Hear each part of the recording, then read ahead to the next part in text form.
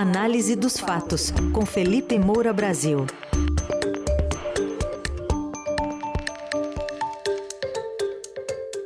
Hoje de olho nessa reta final da campanha presidencial, de um lado Lula dizendo que se for eleito não vai concorrer a uma reeleição, e de outro Jair Bolsonaro dizendo que se for reeleito vai negociar o fim do orçamento secreto, aquele que ele diz que não criou, mas criou.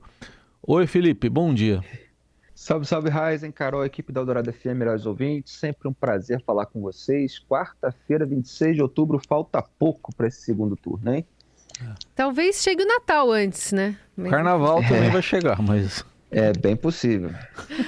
Ô Felipe, bom dia. Bom, num ato que reuniu no Teatro da PUC de São Paulo na última semana antes do segundo turno aqui, o ex-ministro da Fazenda, ex-presidente do Banco Central Henrique Meirelles, o economista e um dos pais do Real, Pércio Arida, e a senadora Tebet, o ex-presidente Lula prometeu ser eleito um governo para além do PT. Disse que está, numa semana ali que é muito importante para a história, e tem feito alguns acenos, inclusive fez uma interlocução com a própria Gleisi Hoffmann nesse palco ali, falando um pouco sobre os rumos de um eventual governo. Queria que você falasse um pouquinho desses sinais que estão chegando aí a 4 dias da eleição.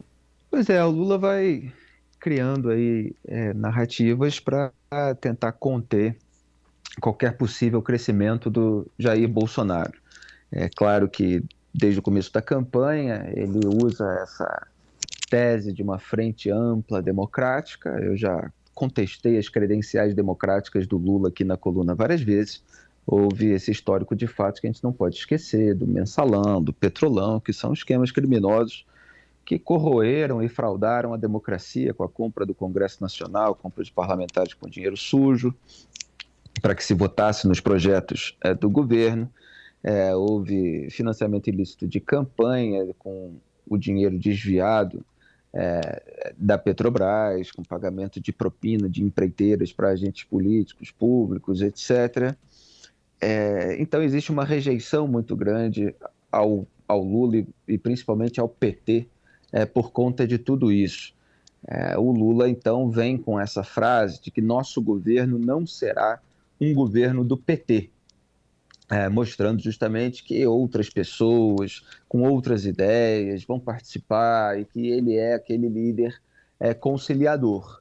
O que ele teme, e principalmente nessa reta final, até porque aconteceu isso no primeiro turno, é que esse antipetismo cresça. Então ele busca aí criar uma barreira de contenção. Ele quer amaciar a imagem do partido para aqueles eleitores que têm ressalvas em votar no PT em razão de todo esse desgaste que o partido teve com todos esses escândalos. Então, assim, frear o antipetismo é fundamental para o Lula nesse momento, e ele precisa de mensagens que façam com que o eleitorado nem Lula, nem Bolsonaro, o eleitorado da Simone Tebet, do Ciro Gomes, dos votos brancos nulos, até aqueles que se abstiveram no primeiro turno, tenham aí motivos para votar no Lula. Você vai tentando jogar iscas para o eleitorado de centro para que ele vá se achegando, né, como se diz no interior do Brasil, sem maiores ressalvas. Então, tem gente que não tem nenhuma simpatia pelo PT, mas que é antibolsonarista ou não gosta dessa violência retórica e que às vezes tem uma correspondência prática, como a gente viu no caso do Roberto Jefferson. É bom lembrar que o Jair Bolsonaro dava aqueles discursos de que a população precisa estar armada porque o Estado não pode abusar, e se isso aqui vira uma ditadura, você tem como reagir. Então, assim, para o Roberto Jefferson existe uma ditadura de toga, ele estava reagindo, quer dizer, ele estava fazendo aquilo que tem uma legitimação no discurso do Jair Bolsonaro. Por isso que o Jair Bolsonaro tem essa dificuldade de se descolar do Roberto Jefferson, apesar do pano imenso que os bolsonaristas passam para toda essa situação e das declarações do Bolsonaro, que culpa eu tenho sobre um amigo fazer isso. Eu já lembrei aqui que Jair Bolsonaro falava em defesa dessa liberdade, entre aspas, né, esse conceito genérico que abarcava crimes contra a honra, incitação ao crime, ameaça de violência física, ameaça de morte. Então tem muita gente que tem essa rejeição ao Bolsonaro, mas que não engole o PT. E é esse eleitorado que está em disputa nesse momento. São pessoas que não votaram nem no Lula nem no Bolsonaro porque tem algum tipo de ressalva com os dois lados. Então, o Lula tenta amenizar as ressalvas que esse eleitorado possa ter com o partido dele, mostrando que vai formar uma frente de coalizão, que quando estava no poder trouxe pessoas de outro partido, o próprio Henrique Meirelles, que voltou a apoiar a candidatura petista, ele não é do PT, e outros que ocuparam determinados cargos, vai evidentemente fazer todo um toma lá da cá, toda uma distribuição de ministérios, mas no fundo, e esse é o ponto no qual a gente precisa chegar, o PT sempre foi um partido de busca de hegemonia, sempre foi um partido voltado para dentro, até com dificuldade de falar para fora da bolha, como alguns petistas, inclusive, apontaram, tanto na eleição de 2018, quanto nessa campanha de 2022. O Lula nunca deixou crescer uma liderança à sombra dele. Então, quando ele escolheu alguém para ocupar o seu lugar como candidato ou candidata, eram pessoas que são visivelmente menos habilidosas politicamente do que ele. Dilma Rousseff, sobre quem ele poderia ter um certo controle e que não afetaria a sua liderança.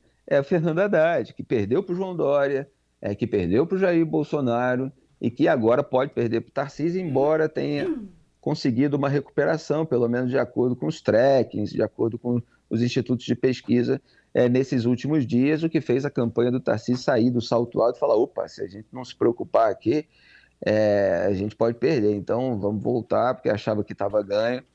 Então, o Lula, ele é que manda, ele quer que o PT lidere tudo isso, e às vezes ele precisa trazer uma outra pessoa de outro partido, justamente por falta de talento interno, mas não quer dizer que não é o PT que vai mandar, mas essa é a estratégia dele nesse momento. E a outra promessa dele, que eu considero bastante emblemática nessa reta final, eu, se eleito, serei um presidente de um mandato só. Ora, a gente vê isso acontecer reiteradamente às vésperas da eleição, que é o candidato dizer que não vai disputar a reeleição, que é outra forma de você atrair apoio. Porque tem gente que reluta em apoiar uma candidatura, uma chapa, ou até o eleitor, né, que é de quem o Lula mais precisa, porque ele quer ver mudança ali na frente, ou porque, no caso dos políticos, eles querem ser eles próprios os candidatos futuros. Agora, por exemplo, em 2026, tem gente que fica olhando essa projeção. E tem uma narrativa bolsonarista que está sendo muito explorada nas redes sociais, eu estou sempre monitorando ali o que cada lado está falando, que é o seguinte, para o eleitor neném, olha, é para votar no Bolsonaro, porque o Bolsonaro está sendo reeleito agora. Então, em 2026, ele não vai poder concorrer de novo. Agora o Lula não, ele está voltando, então em 2026 ele pode concorrer de novo. Então, se você não gosta dos dois, vota no Bolsonaro que ele vai ficar só mais 4 anos, mas o Lula pode ficar 8. E aí também para conter esse tipo de efeito, de impacto da narrativa bolsonarista, o Lula manda essa. Eu, se eleito, serei um presidente de um mandato só. Agora, tem que olhar com desconfiança esse tipo de declaração. O próprio Jair Bolsonaro disse que seria contra o Instituto da Reeleição, aí chegou no poder, não fez nada para acabar com o Instituto da Reeleição e agora é candidato à reeleição. O Hugo Chávez, na Venezuela, tão falado ao longo dessa campanha, tem um vídeo dele, o pessoal pode procurar no YouTube, as 5 mentiras do Hugo Chávez, uma coisa assim, e uma delas era que não, eu vou entregar o poder depois do primeiro mandato, eu só vou governar uma vez, etc. Chegou no poder, fez tudo diferente, ficou lá anos e anos, vários mandatos, fez um sucessor, alterou o número de ministros da Suprema Corte para poder colocar todos os seus aliados e mandar no Poder Judiciário também, levando a um regime autocrático. Então é preciso ter ceticismo nessa hora, porque esse é o momento do bom mocismo, em que todo mundo quer falar que só tem o interesse público, não tem nenhum interesse particular ou partidário, é tudo pelo bem do país. Bom, Felipe, no campo das promessas, agora indo para o outro lado, o presidente candidato à reeleição Jair Bolsonaro diz agora que, se for reeleito, vai negociar com o Congresso o fim, a extinção, ele diz, do orçamento secreto, que ele diz que ele não criou, mas tem uma mensagem lá de 3 de dezembro de 2019 dele, depois de vetar, criando o orçamento secreto. Como é que ficariam as condições para ele cumprir essa promessa, caso ele seja reeleito? Pois é, Raíssa, você falou bem, 3 de dezembro de 2019, tem um documento assinado pelo ministro de Estado, chefe da Secretaria de Governo da Presidência da República, ministro do governo Bolsonaro, Luiz Eduardo Ramos Batista Pereira, criando ali o projeto do orçamento secreto. E você tem outro documento assinado pelo próprio Jair Bolsonaro, que foi revelado para o Estadão na criação desse mecanismo de compra de apoio parlamentar, uma compra que foi institucionalizada. Então, não é porque foi institucionalizada que deixou de ser compra do Congresso. Você tinha a compra com dinheiro sujo, por fora, no mensalão, e agora você tem a compra com fatia do orçamento durante o governo de Jair Bolsonaro. É muito curioso, porque lá atrás eles negavam, os bolsonaristas, a existência de um orçamento secreto. Se você pegar as primeiras declarações, Eduardo Bolsonaro, Rogério Marinho, vários outros aí do núcleo, eles falavam que isso não existia, que estava tudo no portal da transparência, que é uma grande mentira. Não está nada, né? E durante 2 anos os caras pegavam dinheiro sem dizer o nome, sem deixar o rastro. Quer dizer, você não tem o nome do parlamentar que pegou aquela fatia do orçamento para eles, são milhões e milhões de reais. Eles pegam 50 milhões, pegam 100 milhões, 150 milhões. O Arthur Lira, presidente da Câmara dos Deputados, ele indicou 357 milhões de reais em 2 anos.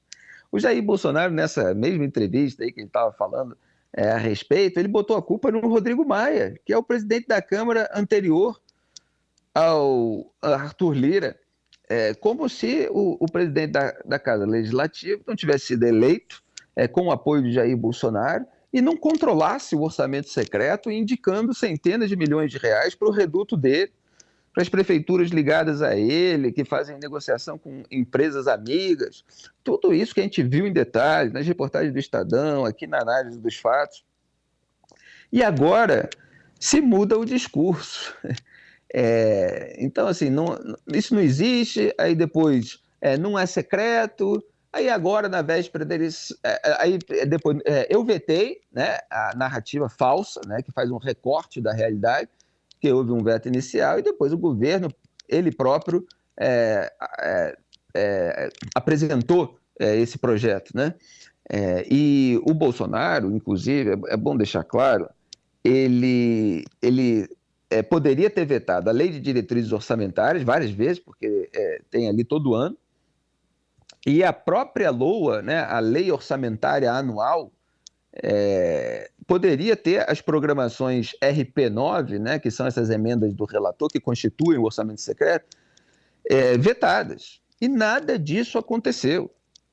É só conferir as reportagens do Estadão e até do Breno Pires, que era repórter do Estadão e continua fazendo matérias a respeito, para você ver que o Bolsonaro tem responsabilidade. Sim, aliás, saiu outra matéria no Estadão ontem, mostrando que o Bolsonaro liberou 213 milhões de reais de orçamento secreto para o PTB do Roberto Jefferson, aquele com quem ele disse que não tem foto.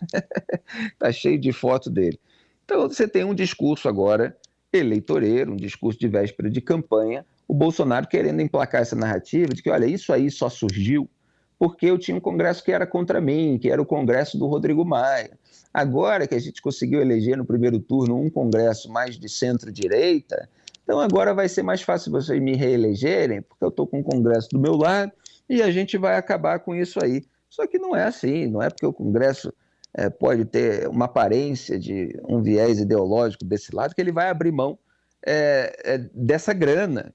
E aí hoje o Estadão, com tantas reportagens e entrevistas especiais, tem uma lá com o líder do União Brasil na Câmara dos Deputados, o deputado reeleito Elmar Nascimento. E o que ele está dizendo com todas as letras ao que já foi apontado aqui na coluna? Sobre o Supremo Tribunal Federal, a hipótese do STF acabar com o orçamento secreto num julgamento que o STF empurrou para depois da eleição, permitindo aí que esse mecanismo vigorasse com todos os escândalos de corrupção que a gente já viu. Vai tirar o orçamento da gente e a gente vai aceitar? Se tirar o nosso, a gente tira o deles. Isso é a declaração do Elmar Nascimento, na maior cara de pau.